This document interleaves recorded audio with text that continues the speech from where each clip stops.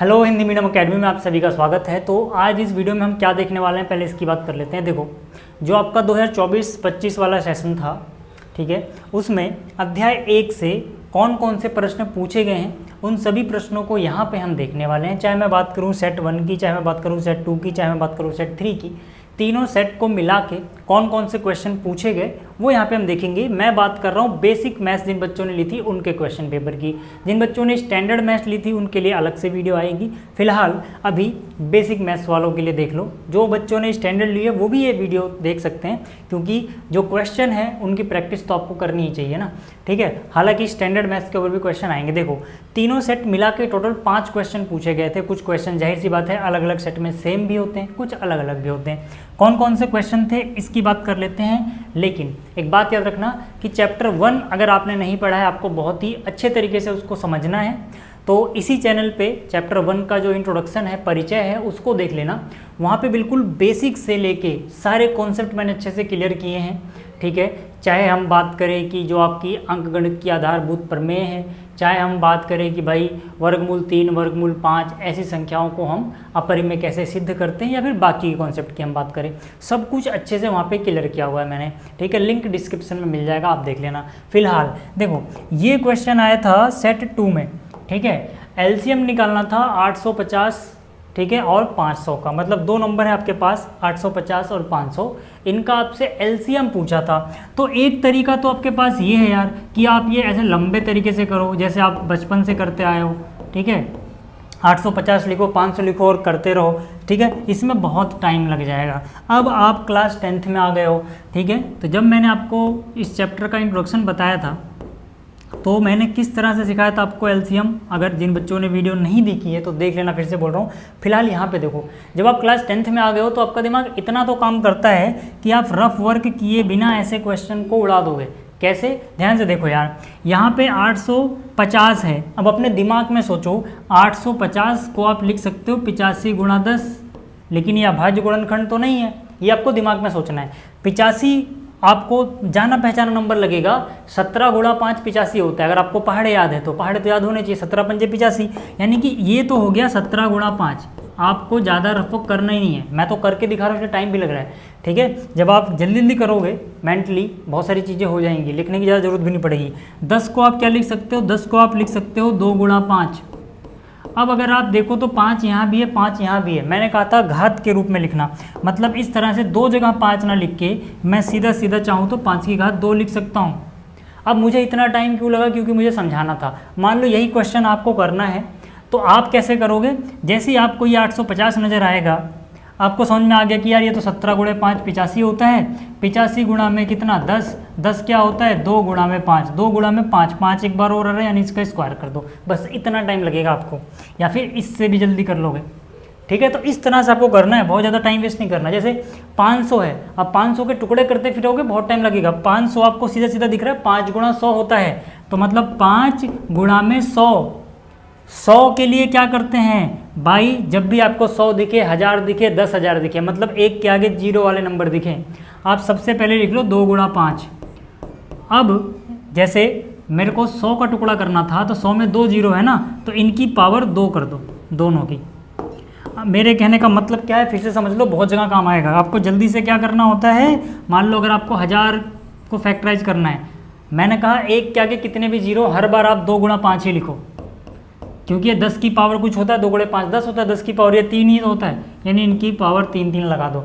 अब मान लो कि अगर आपके पास एक के आगे 4 जीरो होता, यानी कि आपके पास 10,000 होता, तो फिर से 2 गुणा 5 ही लिखो, 4 जीरो है तो दोनों के सर पे 4 लगा दो। तो मतलब क्या है कि ये सारी कुछ चीज़ें आपको सीखनी पड़ेंगी ताकि आपका टाइम बचे फाइनल पेपर में, नहीं तो अगर वैसे ही करते रहोगे बहुत टाइम लग जाएगा। अब जैसे ही इतना आपने कर लिया, अब आपको दिख रहा है यार 5 की 2 यहाँ भी है, 1 5 यहाँ भी है, ऐसे लिखने से अच्छा नहीं है। आप क्या करो, ये जो 2 लिखी हुई पावर, इसकी जगह बल्कि 3 लिख दो। समझ रहे हो ना?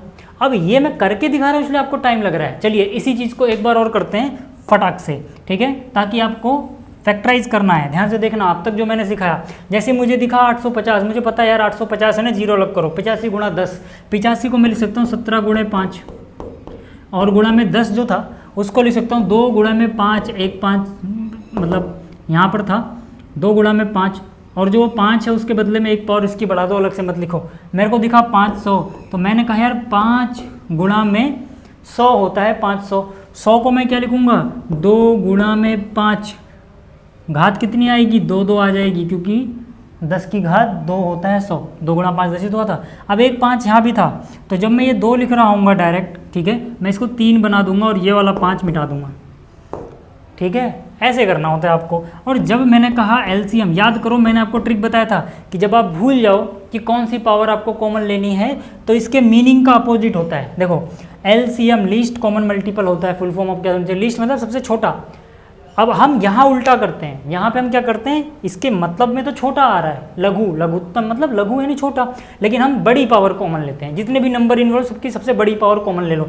जैसे पहली बात करूँ 2 की, तो 2 की सबसे बड़ी पावर क्या है, यहाँ पे 2 की पावर 2 है, वहाँ 2 की पावर 1 है, यानी कि 2 की पावर 2 कॉमन ले लो, बड़ी पावर है ना। इसका उल्टा, लघुत्तम का उल्टा, लघु माने छोटा, तो बड़ी पावर कॉमन लो।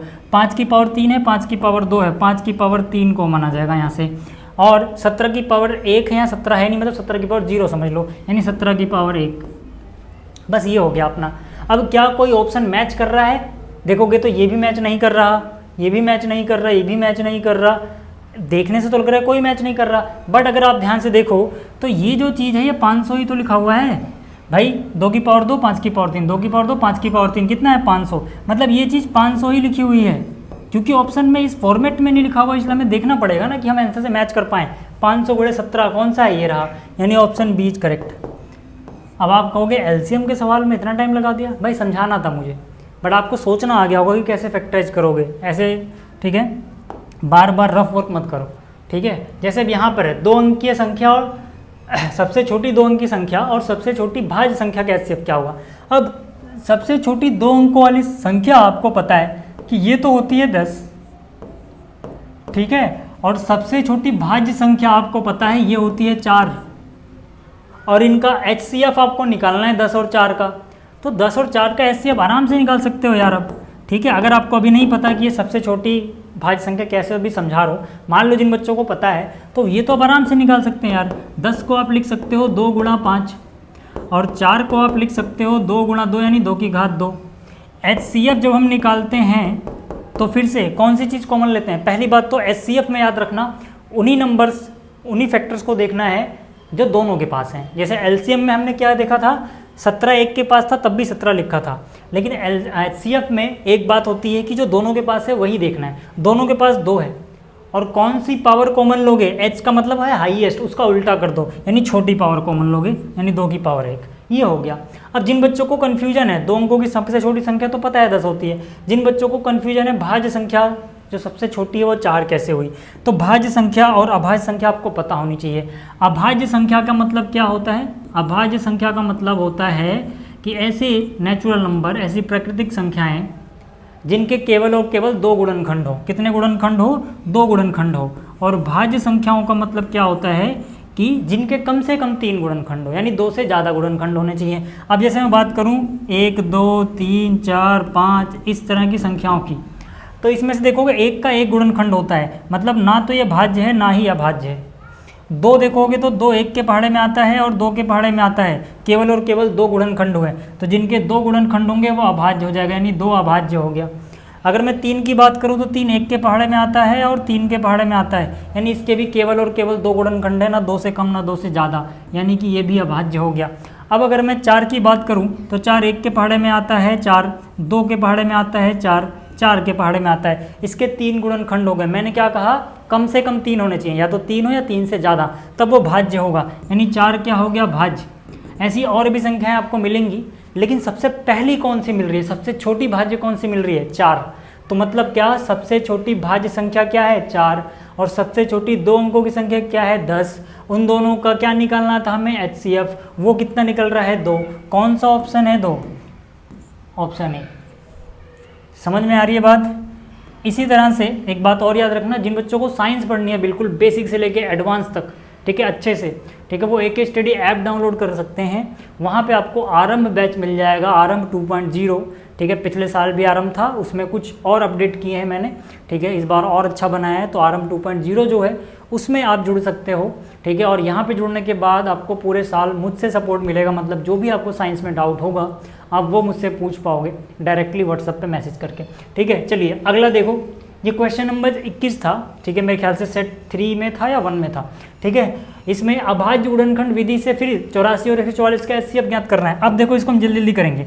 ठीक है, अब मैं ये मान के चल रहा हूँ कि आपको समझ आ चुका है। अब देखो एक है मेरे पास 84 और एक है 144। अब मैं इसको इस मेथड से करने बैठूंगा 84 144 तो भैया टुकड़े ही करते रह जाऊंगा। अब क्योंकि अपन लोग 10वीं में आ गए हैं, मतलब आप लोग 10वीं में आ गए हो, तो आपको सीधा सीधा दिख रहा है यार 84 का कोई भी टुकड़ा देख लो जिसको गुणा करके 2 नंबरों को 84 आ रहा हो। जैसे आपके दिमाग में तो 12 गुणे 7 84, 12 7 84 होता है, तो 12 गुणा 7 लिखो।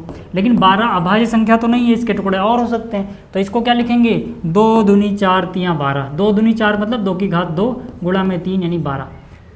अब ऐसा नहीं है लिख के मिटाना, अपने दिमाग में रखना। 12 गुणे 7 84, 7 लिख दिया, 12 को लिख दिया, 4 तियाँ 12, 2 की घात 2 4 हो गया गुणा में 3। जैसे जो 144 है, अब मुझे इसको मेंटली करना है। मैं कैसे करूँगा, मैं कहूँगा यार 144 तो बहुत जाना पहचाना नंबर है भाई, 144 तो 12 का स्क्वायर होता है। सीधी सी बात है, ये क्या होता है 12 का स्क्वायर, यानी 12 को तो मैं ये लिख पा रहा हूँ 2 दूनी 4 तियाँ 12, है ना।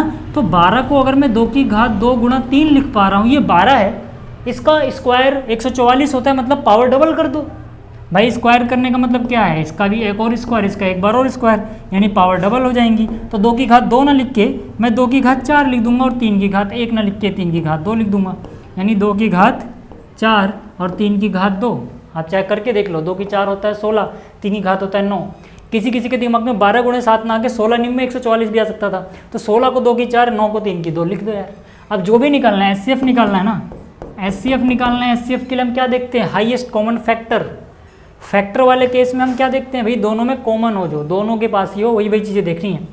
और हाईएस्ट का उल्टा लेना है। हाईएस्ट क्या होता है, सबसे बड़ा, उसका उल्टा सबसे छोटा, यानी पावर सबसे छोटी लेनी है। जैसे अगर मैं 2 की बात करूँ, 2 दोनों में है, छोटा क्या है 2 की घात 2, 2 की घात 4, 2 की घात 2 छोटा है, गुणा 3 दोनों के पास है, छोटा क्या है, छोटा यहाँ पे है 3 की घात 1। जो कॉमन नहीं है उसको देखना ही नहीं है। या फिर आपको अगर ये कन्फ्यूजन है कि भाई LCM में तो सबको देख रहे हैं जो इन्वॉल्व हो गया है, HCF में वही देख रहे हैं जो दोनों के पास है, इसमें भी कन्फ्यूजन है, इसको भी मत याद रखो। ऐसे बस याद रखो कि दोनों के पास जो है उसमें सबसे छोटा, यहाँ पे 7 की पावर 0 मान लो ना यार, 7 की पावर 0 1 होता है, इसमें छोटा लोगे 7 की पावर 0 यानी 1 ही आएगा, इसीलिए नहीं देखते हैं वो, बस। ठीक है, अगर वो भूल भी जाओ तो जो नहीं है दूसरे के पास उसमें उसकी पावर 0 मान लो, हो जाएगा। अब 2 की पावर 2 कितना होता है 4, 4 गुणा में 3 कितना आता है 12, यानी कि इसका HCF कितना आ जाएगा 12। समझ में आ रही है बात, ये था। ऐसे ही अगला सवाल देखो, अगला सवाल ठीक है 3 नंबर में पूछा गया था। ठीक है, और ये सेट 1 और सेट 3 में शायद कॉमन क्वेश्चन था। ठीक है, मुझे सेट याद नहीं है 1 2 3 का जो भी था, मतलब तीनों सेट में मैंने क्वेश्चन मिक्स कर दिए।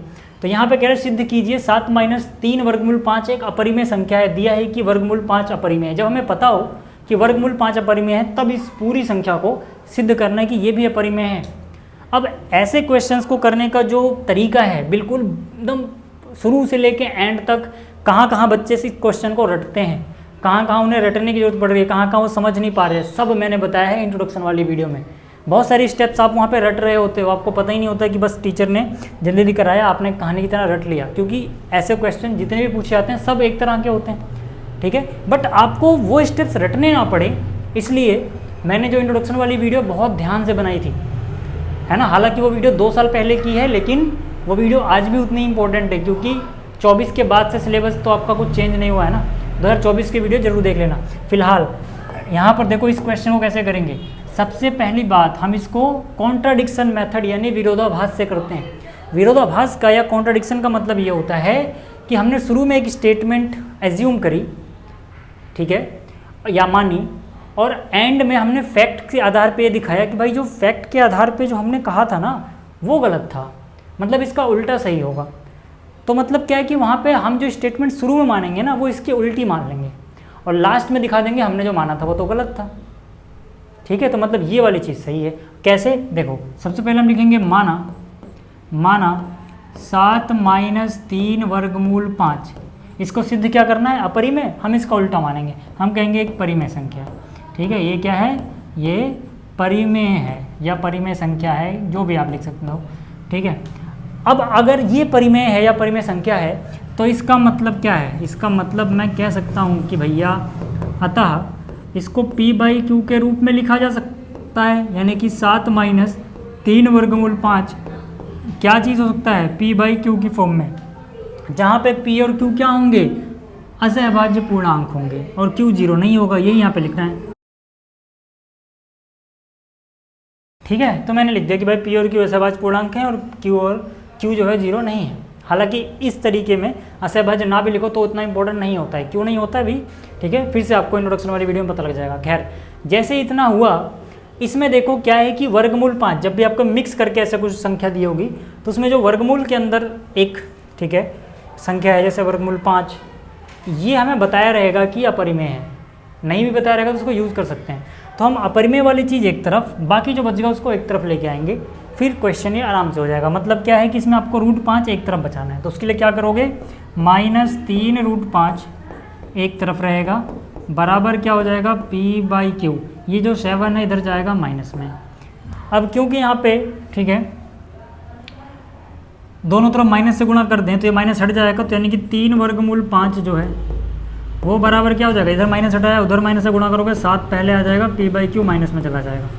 तो यहाँ से अगर मैं वर्गमूल 5 का मान निकालूँ तो ये हो जाएगा 7 माइनस p बाई क्यू, ठीक है, डिवाइड बाई कितना है, 3, ये हो गया।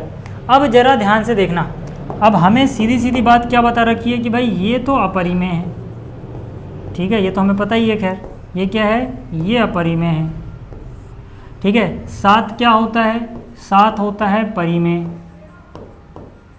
ठीक है। p बाई क्यू को हमने क्या माना था कि परिमेय संख्या है, क्यों, क्योंकि p और q असहभाज्य पूर्णांक है, q 0 नहीं है, तो ये भी क्या हो गया, परिमेय, ठीक है, यानी कि परिमेय माइनस परिमेय लिखा हुआ है इधर, ठीक है, ये हो गया परिमेय। देखो ना, ये 7 परिमेय है, माइनस में जो लिखा है वही परिमेय है, और जिससे डिवाइड कर रहे हैं वो 0 के अलावा कोई परिमेय संख्या, भाई 3 भी परिमेय होती है, 3 भी परिमेय होती है, दिख रही है ना आपको। तो यानी कि राइट साइड में अगर आप देखो तो आपको नजर आएगा परिमेय में से परिमेय घटा रहे हैं, याद रखना, परिमेय में से परिमेय घटाया जाए तो परिमेय संख्या मिलती है, और परिमेय संख्या को किसी नॉन जीरो यानी 0 के अलावा, ठीक है, परिमेय संख्या से डिवाइड किया जाए तो अगेन एक परिमेय संख्या मिलती है। मतलब ये पूरा परिमेय संख्या है, परिमेय माइनस परिमेय परिमेय हो गया, और डिवाइड करने पे जो आया होगा वो भी परिमेय होगा।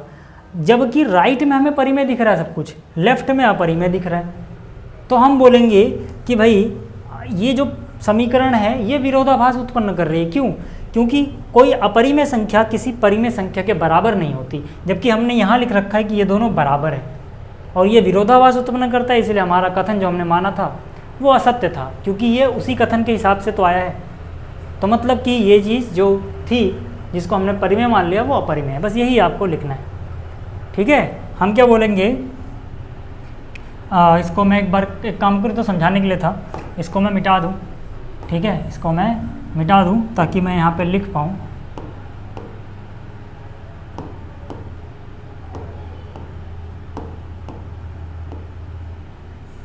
ठीक है, इसको मैंने लिखा समीकरण 1, ठीक है। हम क्या लिखेंगे, हम लिखेंगे यहाँ पर वर्गमूल 5 जो है, वर्गमूल 5 अपरिमेय है, वर्गमूल 5 अपरिमेय है, परंतु जो राइट साइड में है यानी 7 minus p by Q divide by 3 ये परिमेय है, ये परिमेय है।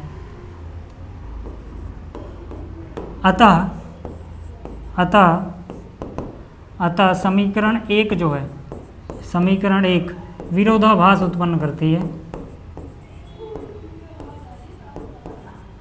ठीक है, विरोधाभास उत्पन्न करती है।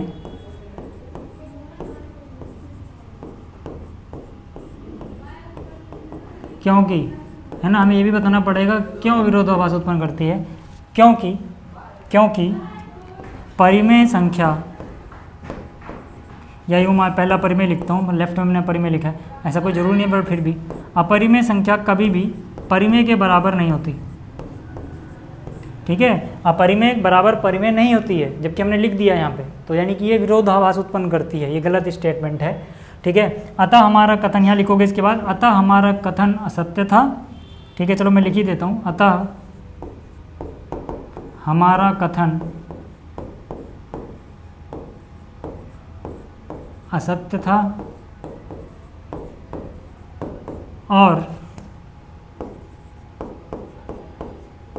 और 3 माइनस कितना था 7 माइनस 3√5, 7 माइनस 3√5 एक अपरिमेय संख्या है।